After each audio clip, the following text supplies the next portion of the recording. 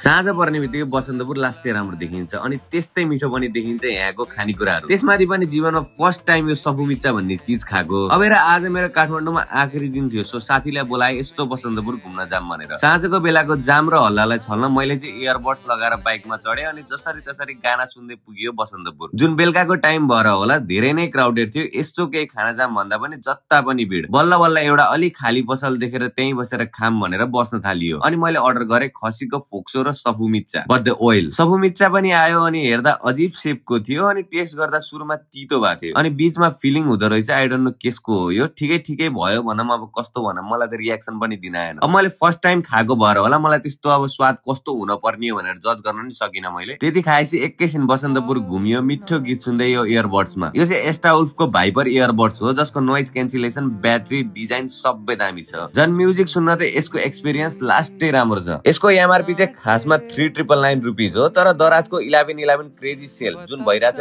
10 November 8 बजेदेखि 21 नोभेम्बरसम्म, त्यसमा हजुरहरूले यो इयरबड्स मात्र 1599 मा पाउन सक्नुहुन्छ। अनि झन् फास्टेस्ट फिङ्गरलाई त जम्मा ₹11। अब गीत सुन्दा सुन्दै म पुगे मिठो लस्सी पाउने ठाउँमा जुन पसलको नाम नै मिठो लस्सी थियो अनि लस्सी पनि मिठो नै थियो जुनको पर्यो मलाई ₹100। त्यसपछि घुम्दै गीत सुन्दै डुल्दै एउटा सानो चाट पसलमा पुगियो। देखेर पानीपुरी खान मन लागेर छिरी, जुन एभरेज नै थियो, तर साथीले चाट खायो जुन त्यसलाई बबाल लाग्यो रे। बाँकी फेरि हामी एकैछिन बसन्तपुर गएर बसियो किनकि भोलि अब घर फर्किँदैछौँ, सो बसौँ न एकैछिन भनेर। अरू अब इयरबड्स एकदमै राम्रो छ, so grab the offer and get your Viper earbuds.